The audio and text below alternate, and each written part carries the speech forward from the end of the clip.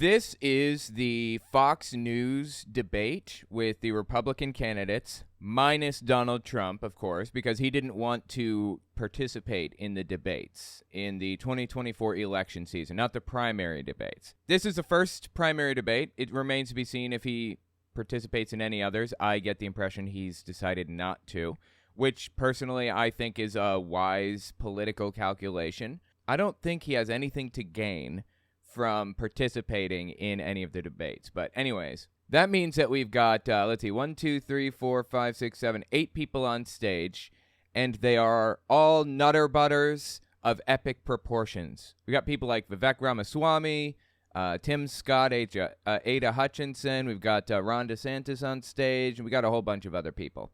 So let's give this debate a listen. See how many times they insult Trump. I'm going to guess it's going to be 0. And see how many times they talk poorly about Biden and how many times they mention Bidenomics. We should keep a Bidenomics counter on the top of this. Anyway, we're going to listen to this debate, and while we do, I'm going to play some Pokemon Fire Red. It's actually a ROM hack that allows me to catch any Pokemon, even the starters. So, yeah, right now I'm in Rock Tunnel. Give you a little context. If you've never played it, don't sweat it. It'll be in the background. Shouldn't bother you too much. All right, let's listen, shall we? As a senator, now President Biden argued for freezing federal spending, this was back in the 80s, and dealing with sacred cows. He does not talk about that anymore. Okay, I have no idea what she's talking about here. Dealing with sacred cows and freezing spending? Is that what she said? I don't understand. You have been a senator, though, for 10 years. So what have you done to rein in the increasing size of government? Nothing. He's done nothing. Oh, I'm sorry. I didn't let her finish the question. Go on. Finish the question. Well, thank you for the question. Oh, nothing. That was the end of the question, apparently. He's done nothing to contribute to the American way of life, to improve materially the conditions of anybody in any way, shape, or form. That's the answer. He's been absolutely worthless since day one, if you were wondering. But okay. Over the last several years, I've had an opportunity to vote against spending package after spending package after spending package. What we also need to understand is... Well, that's, I guess that's about all he can do. I mean, that's his job, is voting against things, right? He could have proposed other bills. He's a senator, isn't he? Yeah, South Carolina senator. Okay. He could have proposed other bills, right? He could have worked with the other side to build out a bill that everybody could agree upon. Couldn't he? No? Oh, okay. I guess this guy's just going to vote against stuff Democrats do and call it a day. All right. That Joe Biden's Bidenomics has led to the loss of $10,000 of spending power for the average family. When you see 16% inflation, your gas is up 40%. That's not happening. 16% inflation? You think we're at 16% inflation?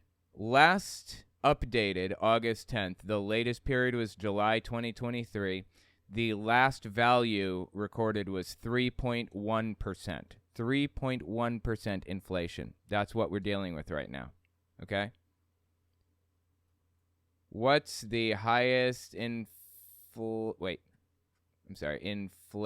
has ever been in the U.S.? Okay, it looks like inflation peaked at nearly 30% in 1778. That's interesting. Maybe the war had just ended at this time, and we had not even created a constitution yet. So, we were in the middle of writing it, I think. The Constitution wouldn't be ratified till 1787. So I don't think that really applies. What's the second highest? Here we go, 1960 to 2023. Let's see. Here we go. This is what I was looking for. Okay. All right, so this is a chart of inflation since 1960. The highest it's ever been, apparently, since 1960, was in 1980 at 13.5%. It peaked at 8% this round, but it is down to 3% now. This doesn't have the latest, most updated figures, I guess. Interesting. So 1980, Reagan gets in. 83, 82, 83. Let's see. Yeah, so this is Ronald Reagan. Wait, what's the green supposed to be? This is kind of interesting, actually. So check this out. This is a good lesson in how presidents can affect things more indirectly. So Reagan was president. I think he either got one or two terms. I don't know. But he was president at the very least from 85 to 89. Okay, so Reagan was president from 1981 to 1989. I was right. Okay. So 1980, in that vicinity, 81 to 89, Reagan created he started the whole trickle-down trend. He was bought and paid for by corporate powers, and that's when corporate power really started to take hold in the United States, was with Reagan. He was bought and paid for, Reagan was, by corporations, and they were selling this lie of trickle-down economics, this thing that's been debunked by economists like a billion times over. Anyway, oh shit, I didn't mean to do that on my game, sorry. So anyways, Reagan was spreading this trickle-down economics thing. If we cut taxes for the rich, then the savings will trickle down to you. It's complete nonsense. Again, it's been debunked 1,000 times over. That's complete garbage, and everybody knew it was. And so he cuts taxes dramatically, and that temporarily, during his term, appeared to drop inflation. It appeared to work. It appeared to have made things better. And in the next term, you started seeing the ill effects, which was during George H.W. Bush's term. You started seeing how badly Reagan's economic policies affected the country, because it took a little bit of time to kind of cycle through and show the effects, basically. And you can kind of see that same kind of trend with a number of different, presidents throughout time. But anyways, Tim Scott is just completely full of it. He said inflation's at 16%. No. The highest it's been since 1960 is 13.5% in 1980. But, okay. Instability, I think, raises inflation dramatically. That's probably, there was a lot of instability with the pandemic, and we had to do a lot of government spending to dig our way out. I don't fault Trump for that government spending. I think he did the right thing, spending what he did. Maybe he should have spent a little more.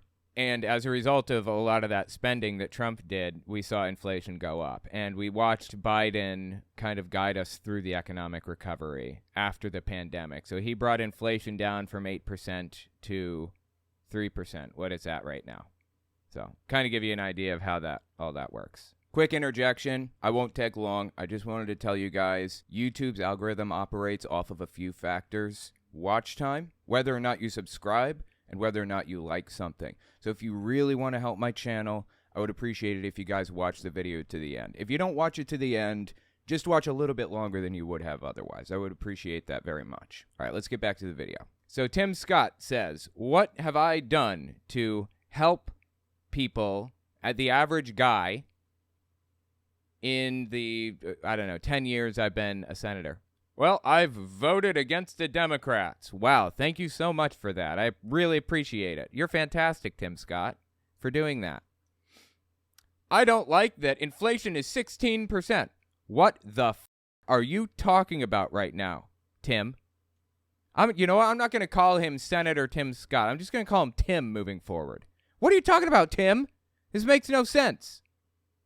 Understand is that Joe Biden's Bidenomics has led to the loss of $10,000 of spending power for the average family. No, it's actually brought inflation down, which was inevitably going to go up after the pandemic, from 8% to 3%. That's fantastic. See 16% inflation. Your gas is up 40%. What? 16% inflation? What? Where did all this come from? Understand is that Joe Biden's Bidenomics has led to the loss of $10,000 of spending power for the average family. When you see 16% inflation, your gas is up 40%, your food is up 20%, your electricity is up 20%. Yeah, I mean, things are up. That's how inflation works. Overall, on average, things are up things were up 8% at their highest, at their peak. That's what inflation is. That's what inflation means. But it's down to 3%, which is good. It's a sweet spot. We don't want it at 0. We wanted it 1.5 to 2.5%, roughly. That's the ideal for inflation, because it kind of incentivizes people to buy now instead of saving and buying later when they suspect it'll be cheaper. So the economy is very, very complex, and these people are trying to hit Biden with ridiculous platitudes that make absolutely no sense, and hoping that nobody catches on to the fact that they have no clue what they're talking about right now. That's kind of the plan, seems to me. We can stop that by turning the spigot off in Washington. Oh, I'm sorry. Emily Neptune, cat summoning noises. Yeah, exactly. Miki. Yeah, I always do this too. When I want her to come over here, I always just kind of rub my fingers together because it makes her think I have something in my hand for her when all I have really is just pets. Anyways, sorry. She comes over to see what's in the hand, and it's just pets. All right, let's keep listening here to Senator Tim Scott. So stupid. For the average family, when you see 16% inflation, your gas is up 40%, your food is up 20%, your electricity is up 20%. We can stop that by turning the spigot off in Washington, sending the money back to the states, and allowing the decisions to be made at their own houses. No. I'm sorry. What was that? He just explained a way to lower inflation from 16%. Inflation's not 16%, not even close. But okay, let me really critically think about what he's saying here, see if this would work. I took some economics classes. I know how economics works. I've done my own research on it and studying and things like that. And again, I have professional setting economics education. So it's not just my own research. It's professional setting stuff. So let's analyze this, see what he has to say here. Your food is up 20%, your electricity is up 20%. We can stop that by turning the spigot off in Washington, sending the money back to the states, and allowing the decisions to be made at their own houses. So he's saying we lower inflation by destroying the federal government or eliminating the power that the federal government has. That's what he's saying. No, in no way is that true, by no metric. He's simply repeating Republican propaganda.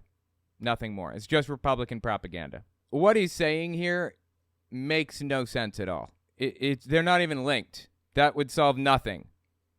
You know, sending things back to the states or whatever. That would solve absolutely nothing whatsoever. But okay. I helped write the Tax Cuts and Jobs Act in 2017. Wow, look at you. We cut taxes for a single mom like the one that raised me by 70%, for dual households by 60%. And how much did you cut taxes for the rich? Are the rich paying lower taxes now or higher taxes? Are you telling me that I mean, what he's saying isn't even true. He didn't cut taxes, or let me rephrase, he didn't contribute to a bill that cut taxes for people that didn't make much money. The people that didn't make much money already weren't paying taxes, okay? That's not how any of this works. When Republicans cut taxes, they are cutting taxes for the rich. And when I say rich, I mean anybody over $100,000 a year. Returning to the average family $4,000. If you don't send it to Washington, we can't spend it. That's good news for the American people. Okay, but just if we don't send it to Washington, they can't spend it. Okay. To follow up, you did, during the Trump administration, you approved $4.4 trillion, $4.1 trillion, $1.7 trillion over the course of that administration. That's a lot of money. There's no doubt that during the... Right, so they may be talking about the stimulus package. That was necessary. That needed to happen. I don't blame Trump or Tim Scott or anybody else for that. And it's kind of disgusting that they seem to be like setting Tim Scott up, or Tim. I should start calling him Timmy. They're trying to set Timmy up, seemingly, to fail here. That seems like what's happening, right? The Trump administration, when we were dealing with the COVID virus, we spent more money. But here's what happened at the end of our time in the majority. We had low unemployment, record low unemployment, 3.5% for the... Wait. No, you didn't. You're talking about your time in the majority. When's he talking? Oh, he's talking about 2018, I guess, because Democrats took the House back in 2018 because they realized what a shit job Republicans were doing. Okay, I see.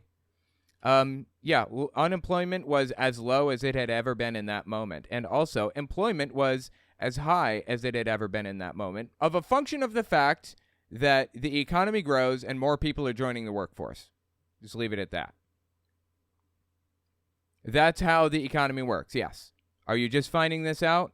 As time goes on, more people join the economy and add their whatever to the whole thing. They add their labor to it, which ends up with a higher overall jump in, workforce numbers, in labor numbers and all that stuff. Higher unemployment, higher employment, so on and so forth. Seems like the first time he's finding this out right now. Or he's acting like everybody he's talking to is stupid. I guess it could be that one. Majority of the population, 70-year low for women. African Americans, Hispanics, and Asians had Ooh, that sounds like woke stuff right there. All-time low, but our inflation was at 2%. Under Joe Biden, we've seen the exact opposite. No, inflation's 3% right now, which is a sweet spot. That's right about where we want it. Again, a little bit lower than it is right now would be ideal, but we just came out of a worldwide pandemic and spent trillions and trillions of dollars trying to dig our way out. So 3% is pretty good if you ask me, all things considered.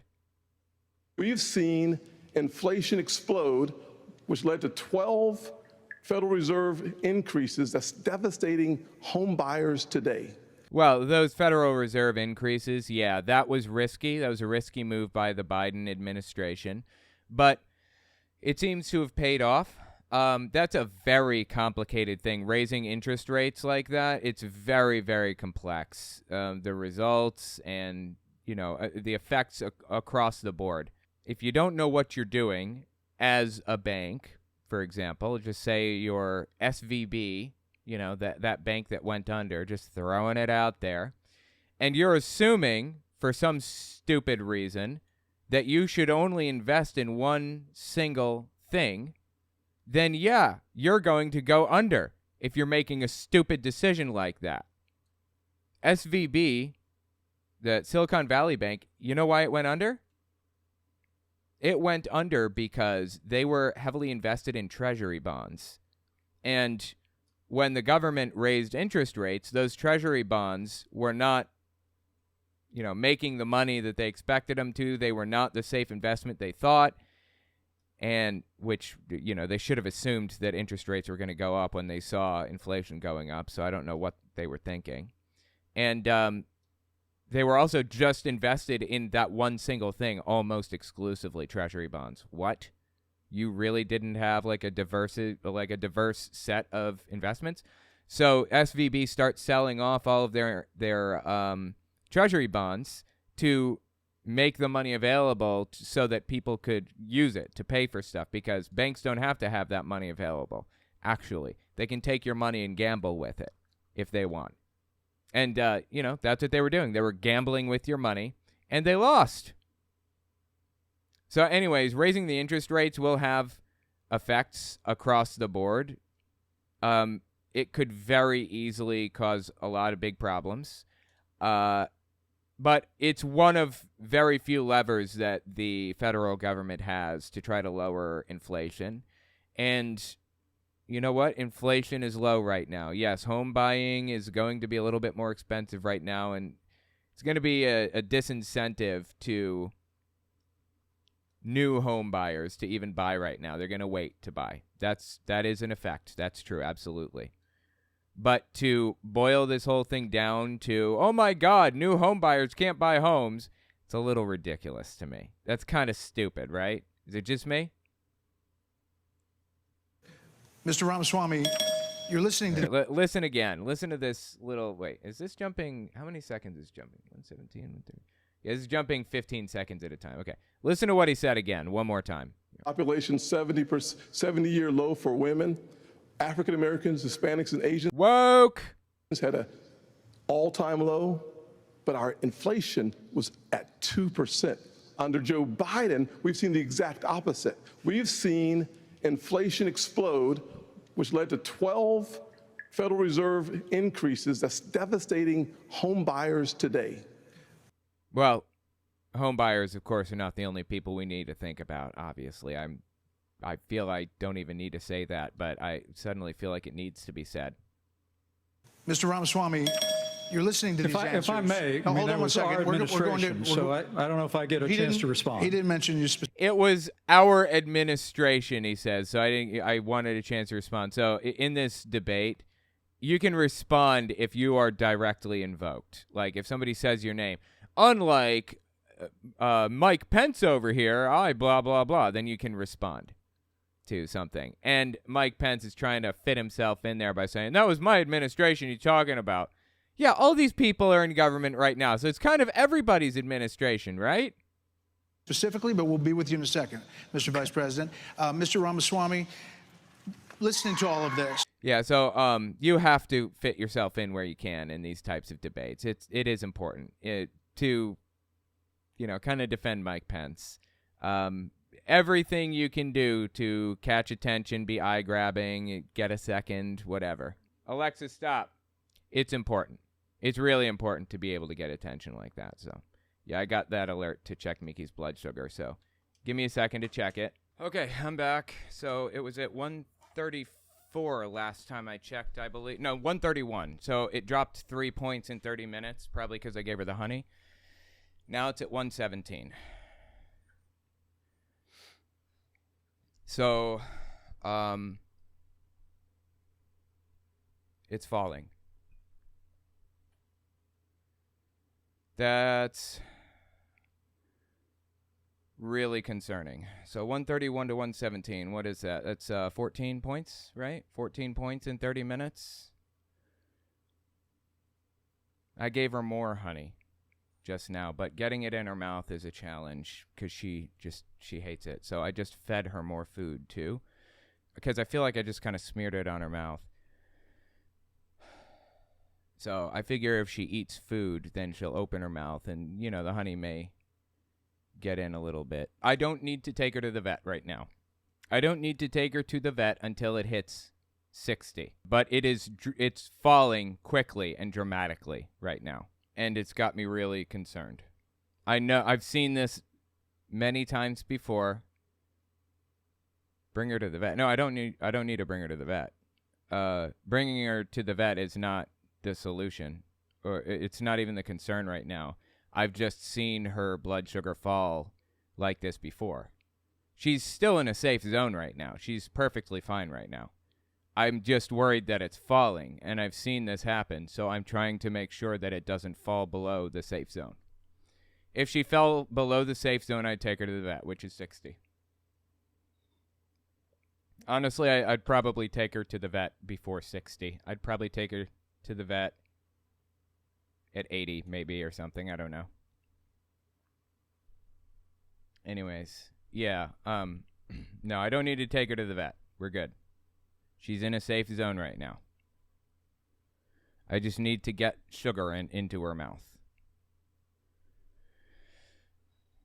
Diabetic humans deal with this a lot. I remember my kid's great-grandmother, I call her my grandma, Sue, Mama Sue.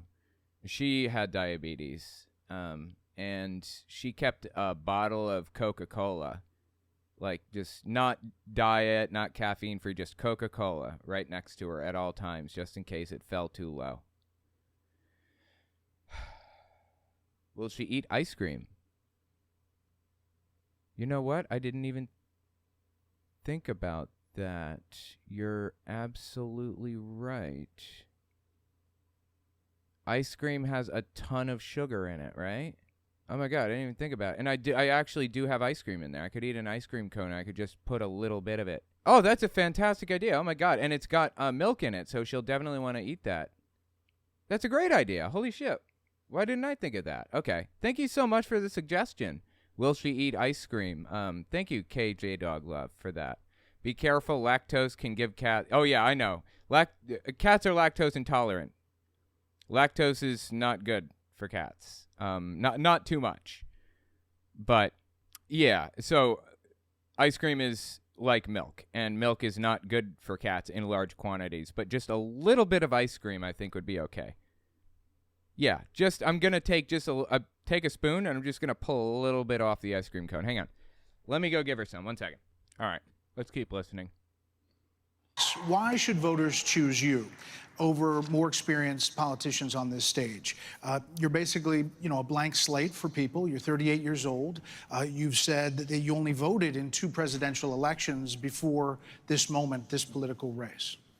So all right. So Ramaswamy, before he goes into his little speech here, he is about to give us like the most rehearsed plastic garbage speech that I've ever heard in my life. Like I said, I watched some of this debate before, not a lot, but I saw this part. This guy is really, really good at talking. Very good at talking. You got to give credit where credit's due. So just listen what he has to say here. It's about as plastic as it gets, honestly. Let me just address a question that is on everybody's mind at home tonight. Who the heck is this skinny guy with a funny last name, and what the heck is he doing in the middle of this debate stage? I'll tell you, I'm not a politician, Brett. You're right about that. I'm an entrepreneur. My parents... Wait, did he even say anything about him being a politician? I don't remember that, first of all. But you listen to what he says next. It's all virtue signaling. I have these virtues when I'm not convinced that he does. My parents were immigrants, which is the American dream. Came to this country with no money 40 years ago. I have gone on to found multi-billion-dollar companies. I did it while marrying my wife, Apurva, raising our 2 sons. Family values. He's signaling all of these virtues that he wants everyone to know that he has, and it's all Republican garbage. Our faith in God, that is the American dream. Ooh, faith in God. Yeah, except it's not the Christian God. As a matter of fact, it's not God, but it is gods, plural, for this guy. He's Hindu. So it's like millions of gods for him. And I am genuinely worried that that American dream will not exist for our 2 sons and their generation unless we do something about it. Okay, let me tell you something about the American dream. It's fake. The American dream is an economic measurement, actually. It is, what's it called? Upward mobility is what it's called. And there are countries that have better upward mobility than the United States by far. Dramatically better chance at moving up, at improving your lot in life or your station or whatever. America is, I don't know, not even in the top 10 for that, I don't think, for upward mobility. So the American dream is propaganda. It's fake. It was never a part of the American experience, really. And I do think Brett is going to take an outsider, because for a long time we have professional politicians in the Republican Party who have been running from something. Now is our moment to start running to something, to our vision of what it means. He says this all the time, and it's all just rehearsed garbage. To be an American today. If you have a broken car, you don't turn over the keys to the people who broke it again. You hand it over to a new generation to actually fix the problem. That's what. Well, sadly, you're describing everything that people did to break the car in the first place. You're saying, I want to take control, give me the keys, so I can do exactly what the last guy did. I don't give a shit how old you are. I care if you're going to do the right thing. Well, I'm in this race and we're just getting warmed up. All right, to you, Governor Haley. So why are you better positioned to turn around this economy that we've heard all of these voters talking about tonight than Mr. Ramaswamy, who is a successful entrepreneur nationally right now? He's beating you in the polls. Well, I don't care about polls. What I care about the fact is that no one is telling. I mean, when they say that he's beating her in the polls, it's narrow, right? Like, Ramaswamy is splitting everything hard. Like, he's got, what, 7%? And this is the highest that he's been, I think. And Nikki Haley might have, what, 2 or 3%? I don't know. Like, they're all bottom of the barrel candidates, honestly.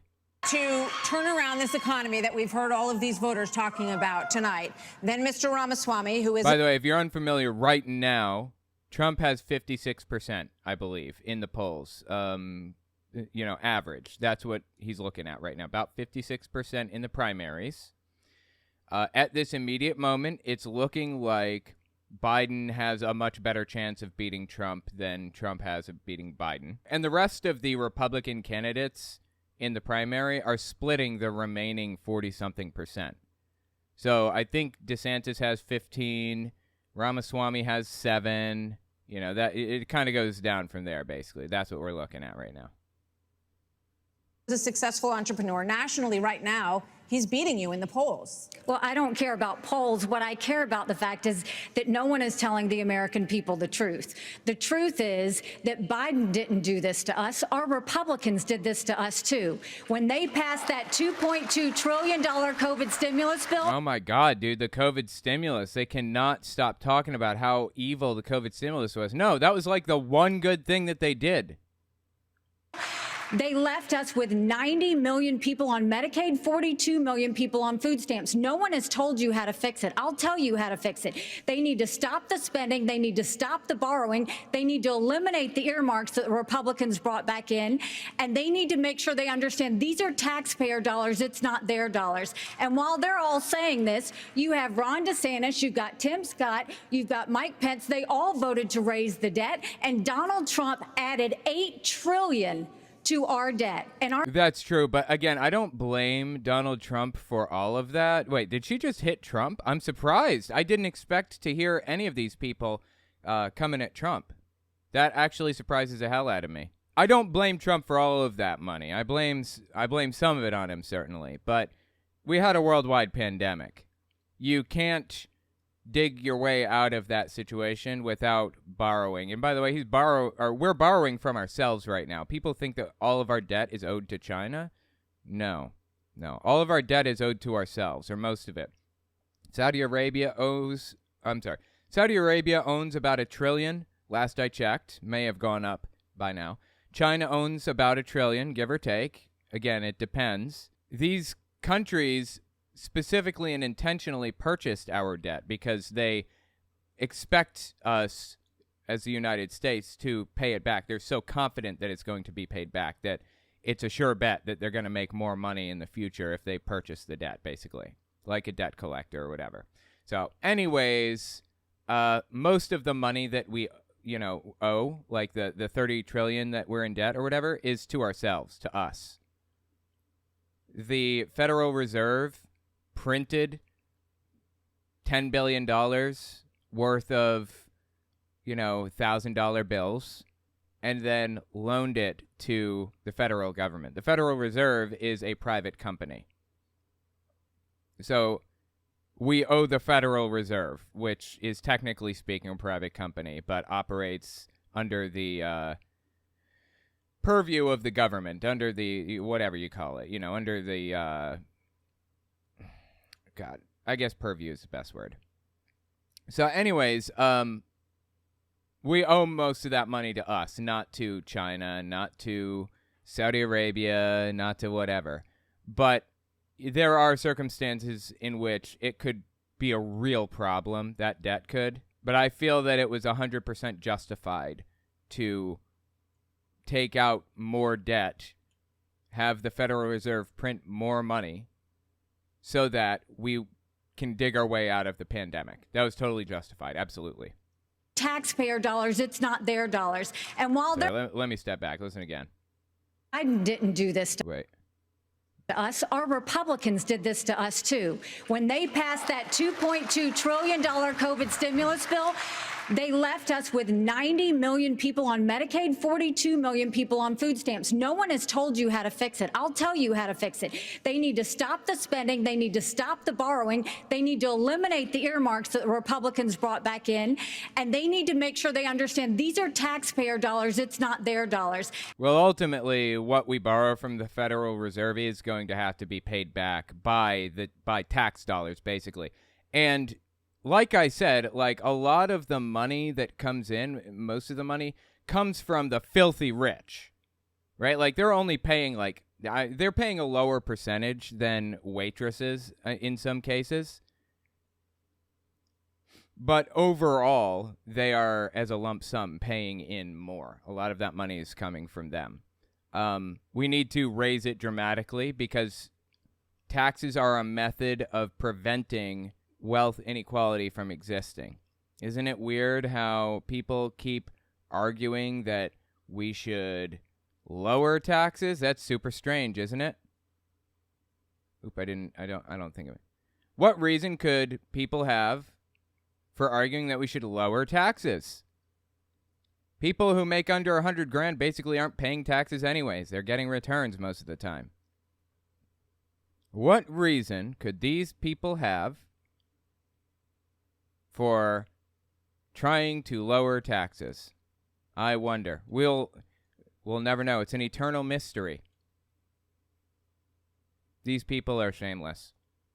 And while they're all saying this, you have Ron DeSantis, you've got Tim Scott, you've got Mike Pence. They all voted to raise the debt, and Donald Trump added $8 trillion to. Well, they raised the debt limit. Yes, I mean, if you didn't raise the debt limit, then it was inevitably going to lead to like a massive economic crash that was going to be ugly for everybody. Yes, they must raise the debt limit. Yes, it must be raised. That money's already been spent.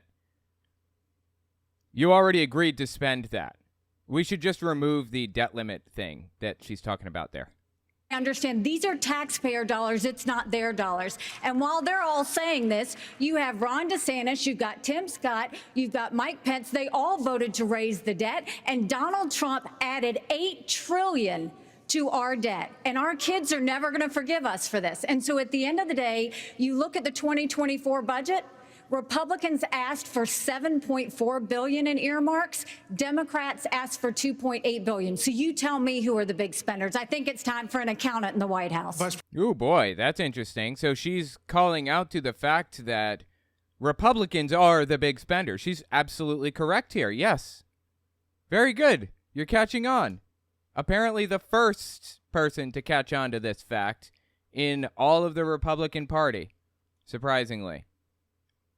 Kind of blows me away that like somebody is catching on to this. But yeah, Republicans are the big spenders. President Pence, you were mentioned there. 54% of voters say the cost of groceries is a, quote, major problem for them. Right. You blamed the Biden administration spending for that increase. Really? The Biden administration's spending is to blame for groceries being more expensive? Are you kidding me? This is a joke, right? Now, in all fairness, the government spending could raise inflation. Feasibly, I can see that. Yes, that's possible. But inflation's at 3%, so no. Biden spending or government spending is not actually contributing to higher grocery costs right now. You live in a fantasy land if that's what you think. But as vice president, your administration spent more than any prior, $7.8 trillion added to the national debt, $3.5 trillion of that before COVID. So does that mean that you're part? Wow, $5.5 trillion spent before COVID and another $2.5 trillion spent after COVID. That's really interesting. Yeah, a lot of that money, I believe, that was spent by the Trump administration before COVID was spent on tax cuts for the rich. I'm not joking. That gets figured into the whole equation, really. Part of the spending problem. Well, first off, thanks for the question. Thanks for letting me respond to a reference to God, he's so cringy. Our administration's record. I'm incredibly proud of the record of the Trump-Pence administration. Really? You're incredibly proud of adding $5.5 trillion to the debt before COVID happened. Okay. Interesting. I don't think anybody else would be proud of that, but all right, you know. You do you, I suppose. I mean, in 4 short years, we rebuild our military. Nobody claps. You hear that? I'm incredibly proud of what we did. Nobody, like one guy in the back. Yeah! What an idiot. We revived our economy. We unleashed American energy, and we appointed. Like all of this is just made up. They're just buzzwords. None of this stuff happened under the Trump-Pence administration. revitalize the military. Like, what does that even mean? No. Trump loves to claim the cupboards were bare when I got into office. We didn't have any bullets. There was no ammo. No, it's completely made up. 3 conservatives to the Supreme Court that gave the American people a new beginning for the right to life. That's true. You were perfectly positioned to take advantage of an opportunity that would have been presented to literally any Republican president in that position. So, yeah, good job. You took advantage of the exact same thing that any other president would take advantage of, which is inserting Supreme Court justices. Wow. That is incredible. You did such a good job, Mike. Now, Martha, you asked earlier who's the most best prepared for this job. And I must tell you, with all due respect to all of my friends on the stage, and even to one that's probably looking on, i.e. Donald Trump. That's his mention of Trump. I think unquestionably I am the best prepared, the most tested, the most qualified and proven conservative in this race. Okay, I don't know about proven conservative or whatever, but I think I could agree that Mike Pence is probably the most prepared, I guess, to be in that position because he's been in that position before, so or he's been adjacent to that position as the vice president. So, okay, sure. I was a leader in the Congress of the United States. I led Indiana where we balanced budgets and had a AAA bond rating when I was governor. And as vice president of the United States, he was an absolute insane nutcase. We spent funding to backfill on the military cuts of the Obama administration, and then we were there in the worst pandemic in 100 years. That's true. Worst pandemic. Okay. All that being said, I was the first person in this race to say that we've got to deal with the long-term national debt issues. You got people on this stage that won't even talk about issues like Social Security and Medicare. Oh, okay. So he wants to deal with the national debt of $30 trillion that he contributed $8 trillion to by cutting Social Security and Medicare. Okay, that's one way to do it. I mean, Vivek, you recently said a president can't do everything. Let me rephrase. Okay, that's one way to win over voters, especially from an older demographic, the one that you're targeting, is threatened to take their Social Security and Medicare away. Yeah, genius. Good move. To say that we've got to deal with the long-term national debt issues. You got people on this stage that won't even talk about issues like Social Security and Medicare. I mean, Vivek, you recently said a president can't do everything. Well, I got news for you, Vivek. I've been in the hallway. I've been in the West Wing. A president of the United States has to confront every crisis facing America.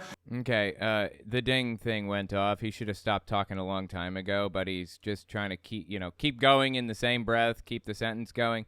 I don't know what he's talking about, what Vivek said. I didn't hear anything about that, but whatever. And by the by, you can probably see in the background I am cheating. Yes, I am cheating because it's fun. I enjoy cheating. I will put our nation back on the path to growth and prosperity and restore fiscal responsibility, just as I did in Congress. Now, fiscal responsibility.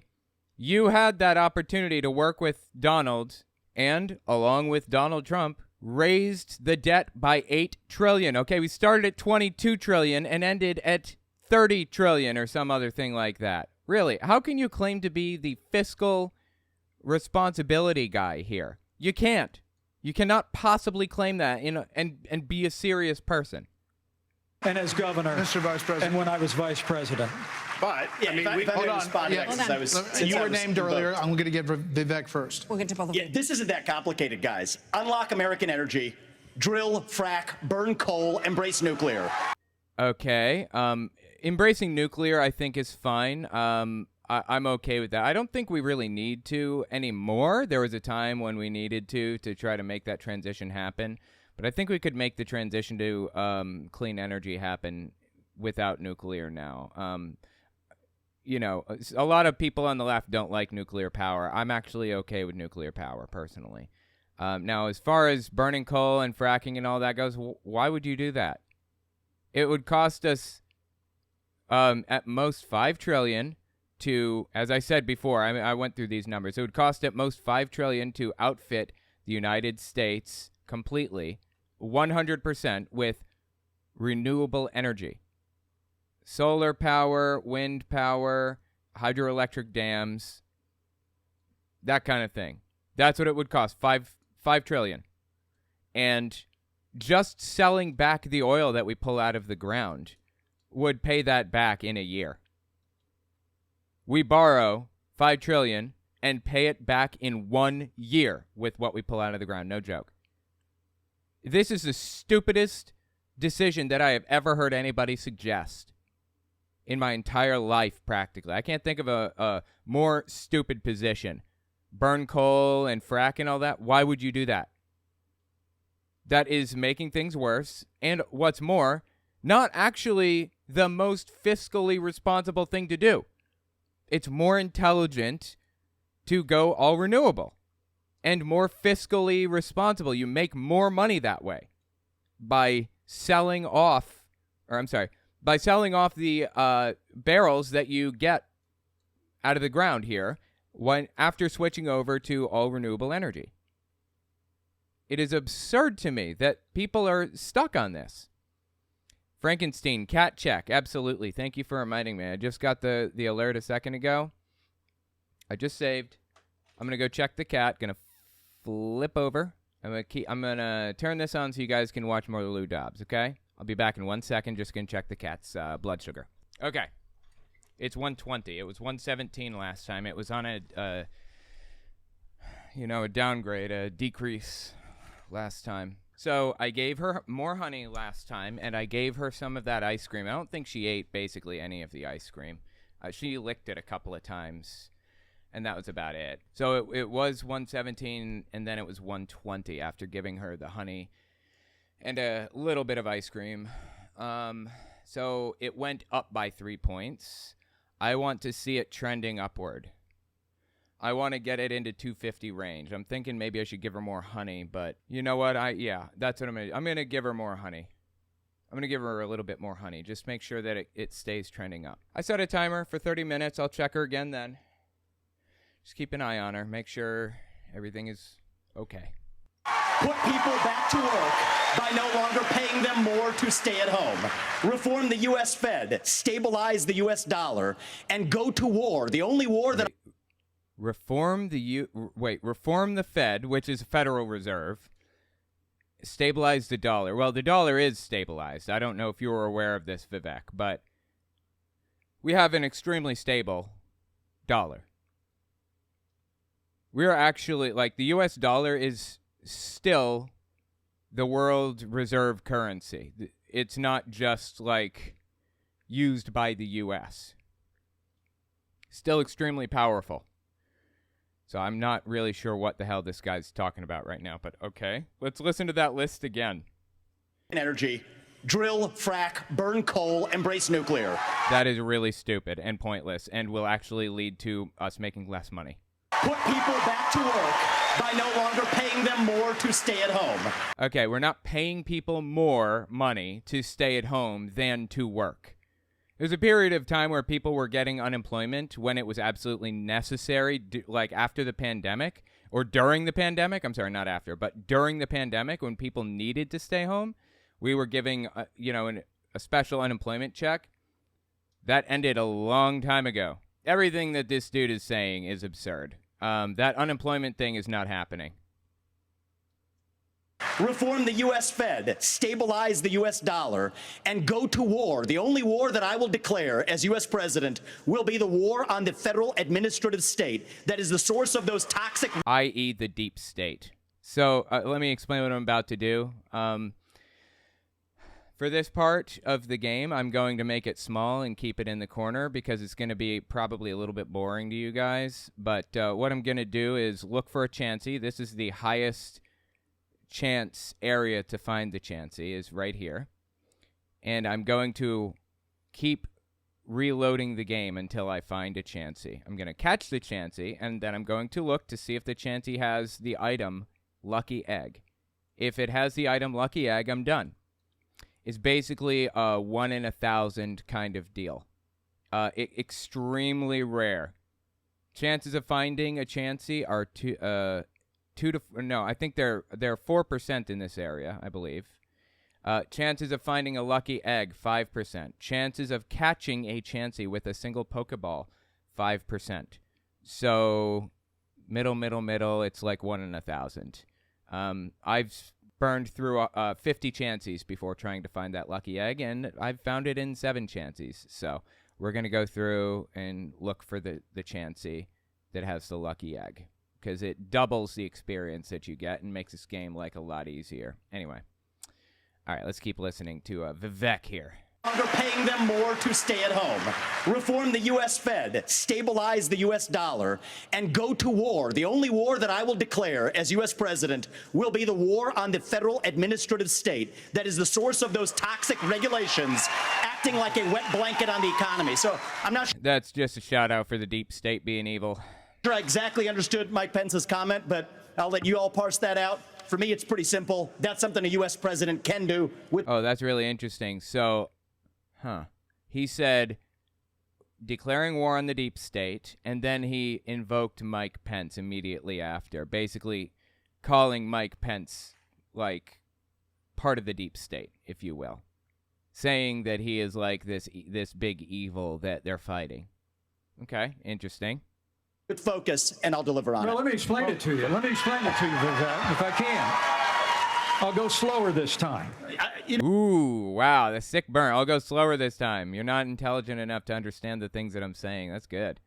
You know, I sometimes struggle with the reading comprehension. Look, I was a House conservative leader before. Did he just say, I'll go slower this time? And Vivek said, I sometimes struggle with reading comprehension, so you're right about that? Bro, we weren't talking about reading. He was talking to you. What the hell is going on in this debate? Something a U.S. president can do with focus, and I'll deliver on it. Well, let me explain it to you. Vivek, if I can. I'll go slower this time. I sometimes struggle with the reading comprehension. Look, I was a House conservative leader before it was cool. Okay, it's not cool now, so. Pushed the Deficit Reduction Act. That was the last time we actually reduced the national debt in the United States, when I was the leader of House conservatives. I balanced budgets and cut taxes when I was governor. Yeah, all of those things, balancing budgets, cutting taxes, none of that stuff is actually a good idea, necessarily. The problem with Republicans and their positions is that the automatic position of these Republicans on stage, the Republican politician, if you will, as a creature, is cut taxes, period, no matter what. That's it. Cut taxes. That's a solution. Cut taxes, kill government. That's it. As I think it was Newt Gingrich maybe said, I want government so small that I can drown it in a bathtub. That's what he said, for real. I think it was Newt Gingrich. Who said that? Now I got to find out. Grover Norquist. Sorry. Grover Norquist. That's who said it. I think he was a House Speaker for a time. Yeah, I'm not maybe he was, I'm not sure what role he played in government or whatever else, but that's who said it. Grover Norquist. Okay, now we know. Thank you, Google. I mean, look, Joe Biden has weakened this country at home and abroad. Now is not the time for on-the-job training. We don't need to bring in a rookie. We don't need to bring in people without experience. Uh-oh, he's getting some booze. We need to bring We don't need on-the-job training. As I said, Mike Pence does have experience in this area of, working with the presidency. He was vice president. That's valuable. That's helpful. But something that I learned in the Trump years, 2016 to 2020 or whatever, is that a literal child is capable of being president. A 6-year-old could do the job because it's not really done by the president. It's done by all the people under him. And the president, on occasion, makes decisions which could be made with a coin flip a lot of the time, I've come to find. So, yeah, it's not a hard job, as it turns out. It's a stressful job, probably. Some of the decisions that you make affect a lot of people, but I don't think Trump even cared about that because he's a sociopath, in my opinion. So, yeah, the job was not difficult for Donald Trump, doesn't seem to me. Literally anybody can do the job, I've come to find. I mean, not anybody can do it well, obviously, but literally anybody can do it. Hold on. It's 30 seconds when you have a rebuttal, okay? And you are up, Governor DeSantis. Dude, where the hell is this Chansey? I've been waiting for this Chansey for like ever, and I still have not encountered a Chansey. This is the area with the highest encounter rate for Chanseys. I cannot believe I haven't found one. I've been sitting here for like 5 minutes looking for one. This is crazy. So here's the thing. Why are we in this mess? Part of it, and a major reason, is because how this federal government handled COVID-19 by locking down. Oh, my God, dude. By locking down. Yeah, so Ron DeSantis is screaming and crying about the federal government locking down for COVID. Well, first of all, the federal government didn't lock down for COVID. There was no federal lockdown at any point, nor was there a federal vaccine mandate. There wasn't a vaccine mandate at all. There was a testing mandate. You had to, if you worked for a company with more than 100 employees, you had to be tested once a week for COVID, and you could be exempted from that test by getting a vaccine. But that was shot down by the Supreme Court, so it was around for all of like 2 weeks. And for the record, I just debunked everything that Ron DeSantis is about to say. But just for good measure, Ron DeSantis locked down in Florida. Don't let him rewrite history. He locked down. He told people they needed to stay home and be careful and all of that other stuff. All the same stuff that everybody else was saying in the country at the time. Okay, there is something not right here. Why am I not encountering a Chansey? This is crazy. Have I really not encountered a Chansey this entire time? How did I encounter a Tauros in this? Am I in the right area? Let me just check the map and make sure I'm in the right area, because maybe I'm not. Tauros is extremely rare in this area. 4% chance of encountering Chansey in the North Zone, and we are in the North Zone right here. This is the North Zone. 4% chance. 1% chance for Tauros. How is it that I've encountered a Tauros and not a Chansey? This is blowing me away right now. Chances are lower that I would have not encountered a Chansey by this point. Like, it's kind of far-fetched that I haven't encountered a Chansey yet. This is nuts. Anyways, let's listen to Ron DeSantis just lie his ass off and pretend that he had nothing, that he didn't do a lockdown, that the federal government did, and that there were vaccine mandates and all that other same nonsense that's complete fabrication. Down this economy. It was a mistake. It should have never happened. And in Florida, we led the country out of lockdown. We kept our state free and open. And I mean, that's simply not true. Ron DeSantis did, in fact, lock down, didn't he, in Florida? Just double check that, make sure. Yeah. April 1st, 2020, Ron DeSantis issued an executive order to restrict activities within the state to those deemed as essential services. By June 2020, DeSantis had adopted a more targeted approach to the pandemic, declaring in mid-June that we're not shutting down, we're going to go forward, we're going to continue to protect the most vulnerable, particularly when you have a virus that disproportionately impacts one segment of society. To suppress a lot of working-age people at this point, I don't think would likely be very effective, he said, quote unquote. So the dude locked down. He locked down. He did. He may not like the fact that he locked down. He may regret that choice. He may want to pretend that he never did, but he did. He locked down. I cannot believe I haven't seen a Chansey so far. It's actually unlikely that I would not see a Chansey at this point. I've seen more Venomoths and Nidorinas than I have Chanseys. Like, that's crazy. tell you this, as your president, I will never let the deep state bureaucrats lock you down. You don't take somebody like Fauci and coddle him. You bring Fauci in, you sit him down, and you say, Anthony, you are fired. Oh, he's going to use Trump's, catchphrase, huh? Anthony, you're fired. That's what he's going to say to Tony Fauci. You're fired. I think he's retiring anyways, isn't he, Fauci? Fauci didn't do anything wrong in this situation. In fact, he did everything pretty close to right. Everything that he could possibly do, he did it all correctly. I don't blame Anthony Fauci for anything in this situation at all. And any sane person wouldn't. This is just a complete fabrication, and he's looking for an opportunity to use Trump's code phrase, I guess, or not his code phrase, but his catchphrase. Yeah, his catchphrase.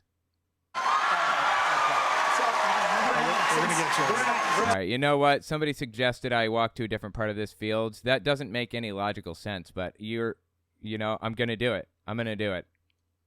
This makes no sense that I would have not encountered a Chansey at this point.